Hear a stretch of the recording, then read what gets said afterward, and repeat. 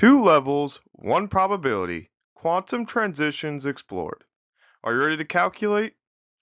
So in today's question, 11.8, we're told to consider a perturbation to a two-level system with the matrix elements AB and BA equals alpha over square root pi tau with an exponential with a negative t over tau squared argument.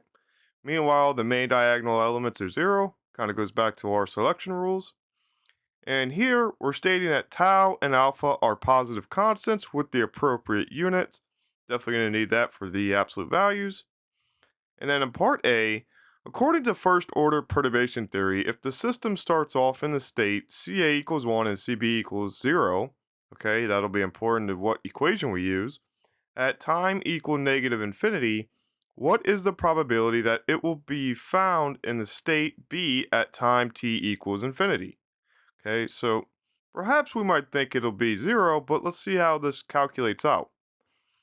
In the limit that tau approaches 0, the perturbation h prime AB is equal to alpha delta t. Compute the tau goes to 0 limit of your expression from part A and compare the results of problem 11.4. Now this part seems a little misleading. You could use this modified approach here, or you can just go ahead and just use the tau approach to 0 as a limit. You'll see what I mean in due time. But definitely be careful. This delta function shifts everything. And then we just get rid of the Gaussian, so we're good to go there. So just be aware, things get weird later. And then in part C, now consider the opposite extreme. What about omega naught tau much greater than 1? Okay, instead of tau going to 0. What is the limit? What is the limit of your expression from part A? Comment. This is an example of the adiabatic theorem from section 11.5.2. Very interesting stuff. So why do we care? Well, we care because of things like transition and selection rules. Adiabatic theorem is only one such thing that we need to worry about, but there's several others as well. That being said, our good old friend the delta function keeps coming back. So it got me thinking, and I know that when I was going through classes, there were several ways of expressing the delta function.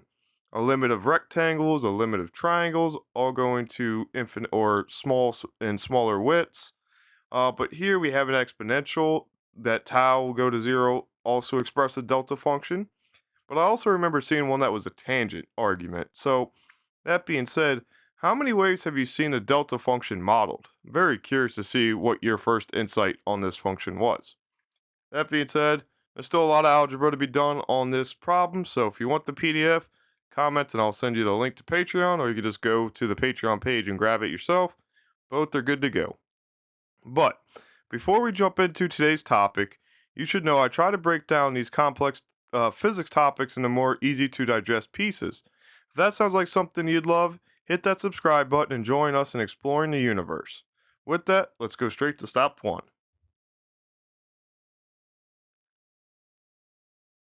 Alright, so in step one then, we got to be careful here because since we want the probability of being in state CB at time t equals positive infinity, we need the first order correction for CB. Due to the fact that CB, the initial state was 0, the CA coefficient doesn't do anything. But knowing that we could solve for CB1, we can go ahead and find that. And the other note to reference here is that we start in state CA equal T, CA at T equal negative infinity, not 0. So that's something to keep in mind. That being said, the first order correction was given to us via equation 11.21. Where we see that we have the perturbation T prime with I omega naught, again positive up here, T prime and then dt prime.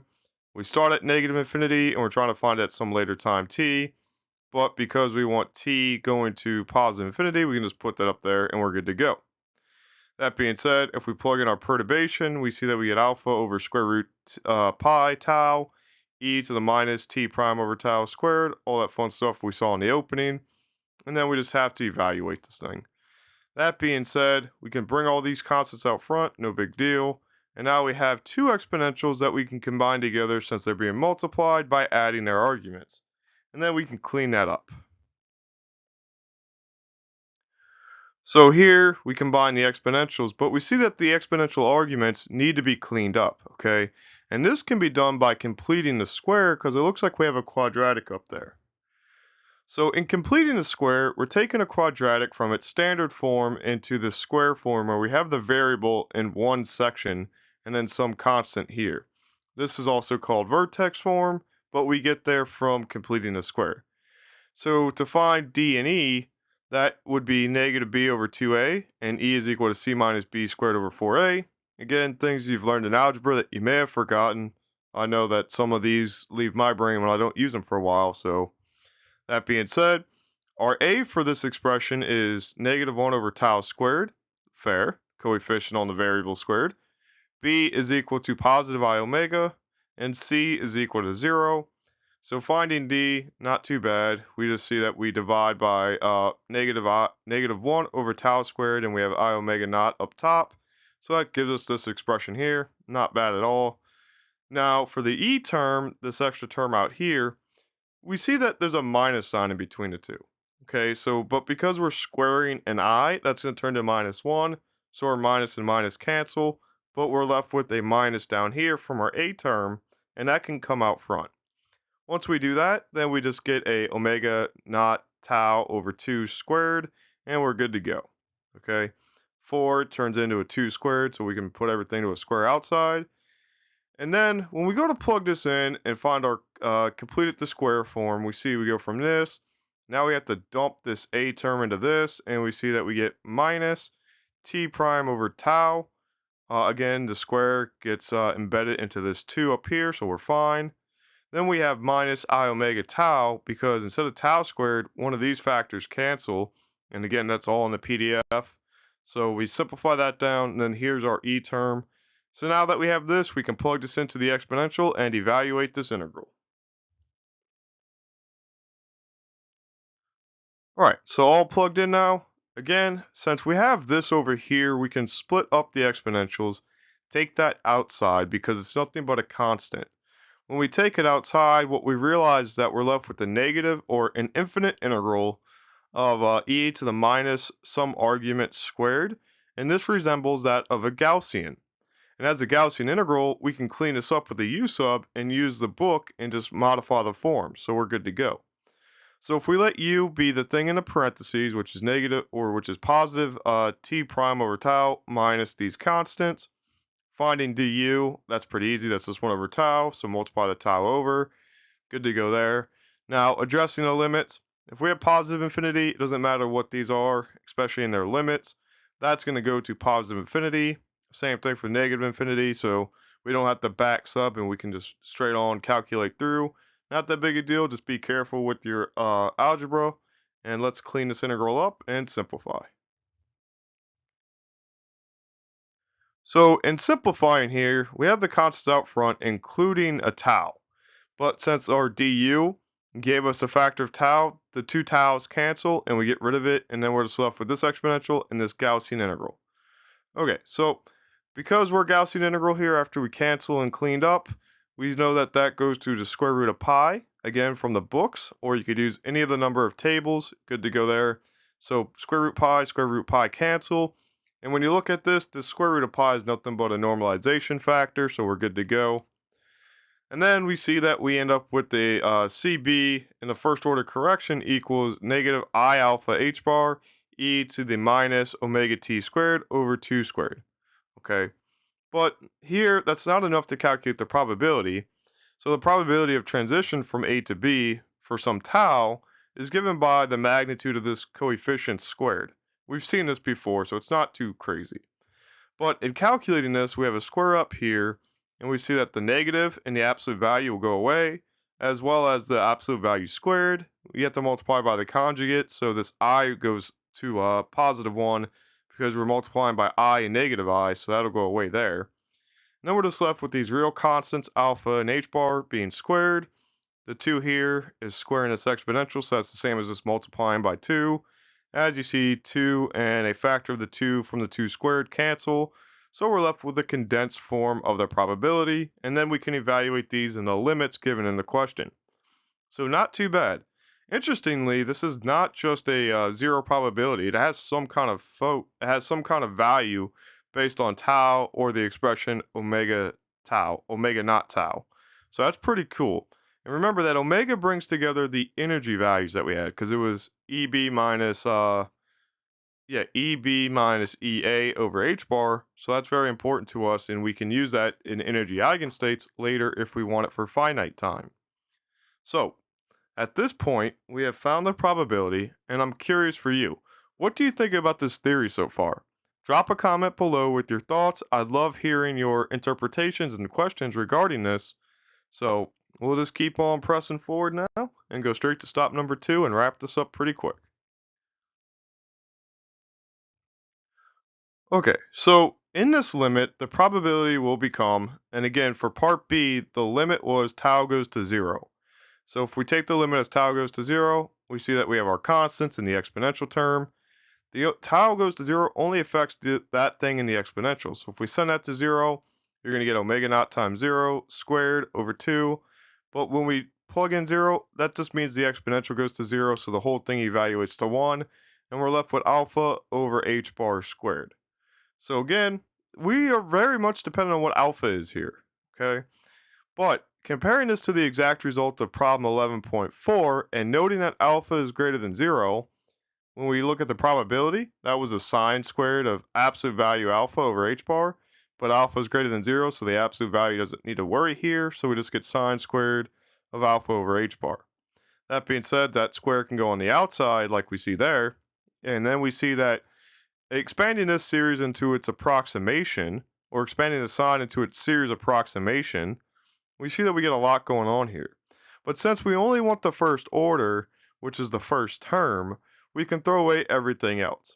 And when we do that, we just get alpha over h bar and then the bracket squared. Applying the square to the parentheses, we see we get things that are the same. So we have successfully shown in a comparison what the exact answer is with 11.4 to our approximation here. Pretty darn cool. I love the consistency that we have. But now we can march straight to stop number 3, or part C. Alright, so in part C we had the opposite limit to compute. In this case where we're looking at what happens when omega naught tau is much greater than 1, i.e. this whole thing goes to infinity. And plugging this into our result here, we get alpha over h bar squared, the exponential. We see that again, this only affects the exponential, so take the constants out front. And now we're highlighting the exponential, so go ahead and plug the infinity in. You see here that we're still infinity regardless, but we have a negative sign now. As a result, for the negative sign, we go to 0, okay, because that's an exponential decay. Awesome. So we see that we have two extremes. We either get to a constant state when tau goes to 0, or we go to 0 as tau goes to infinity. And that was the essence of adiabatic theorem, is that for some large increment here, we go to 0. We remain unchanged in the initial state. So that being said, if our probability of omega tau is much greater than 1 equals 0, then no transitions occur. Okay, so that is the probability that we need for part C. But what's interesting here is that this is not 0 for all times. Only as t goes to infinity, which is on the integral side. Okay, and that's because that's where the perturbation turns off. And in fact, if you compute the probability of transition at a finite time, you get an 𝐹 function or an error function. And so for large omega naught t, the rise and fall of the transition probabilities can be computed from the overlap of the instantaneous energy eigenstate with the unperturbed state psi b. And again, that becomes a fact due to the omega naught, which relates our EB and our EA. So that's pretty darn cool, and infinities versus finite are very weird to consider in quantum theory because they have dramatically different results. And here's just one such example of that playing out. So pretty fun problem, and I like how it ties in a couple other things that we'll need later. Very cool.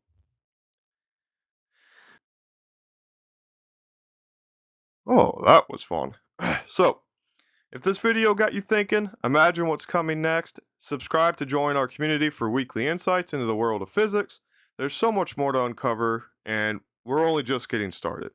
And I'd love to see you come along this journey because it's going to be very fun, and we're all going to learn something, whether it's presentation, the comments or messages showing how different ideas can be visualized.